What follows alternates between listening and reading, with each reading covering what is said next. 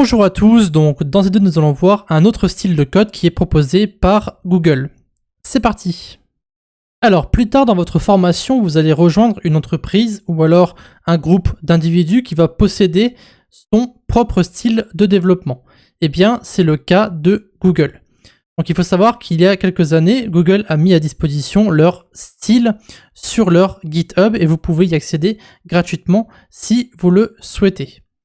Il faut savoir que dans les différents styles disponibles, vous avez le HTML et le CSS, et vous avez ici sur l'écran un exemple de HTML qu'on pourrait transformer. Donc, il s'agit en fait du code de la vidéo précédente, d'accord. Vous avez ici donc le code à gauche, donc je vais vous montrer. Hop, je prends mon petit pointeur. Vous avez votre code à gauche.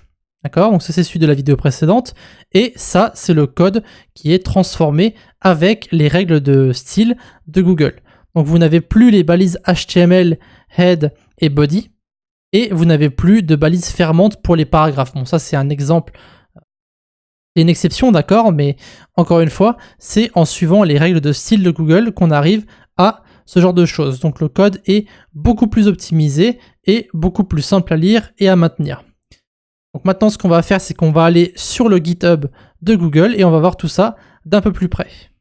Alors voici la page de guide du style, style de guide, peu importe, de Google. Donc c'est bien le compte de Google, comme vous pouvez le voir, il y a 2800 membres et 1600 repositories. Vous avez ici le style guide, et vous avez donc le lien en haut, donc disponible dans les ressources.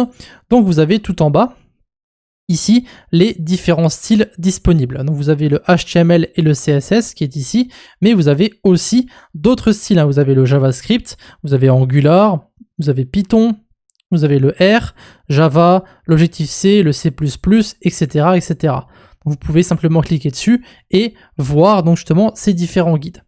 On va appuyer sur le CSS et le HTML et on va arriver ici sur cette page. Donc, vous allez atterrir en fait sur du code HTML qui est très simple, qui va vous montrer comment le code est écrit chez Google. Donc, vous avez le HTML et vous avez le CSS, plus d'autres petites informations ici. D'accord? Donc, nous, on va aller sur HTML ici, le 3.1. On va descendre un petit peu. On va arriver sur 3.1.7 qui parle en fait des tags optionnels. Donc, les tags, ce sont en fait les balises en français. Donc ici, vous pouvez constater que le code est encore une fois bien plus optimisé car on supprime en fait toutes les balises qui sont optionnelles. Cependant, est-ce que le code est validé par le W3C? Donc ça, c'est vraiment la question qu'on se pose.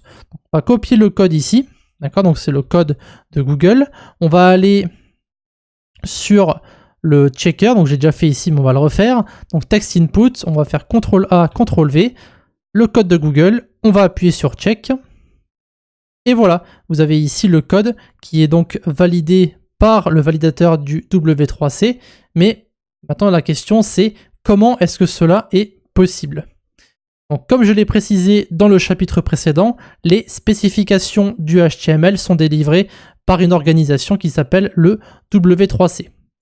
Donc en fait, sur leur site, vous avez un point qui se nomme Optional Tags.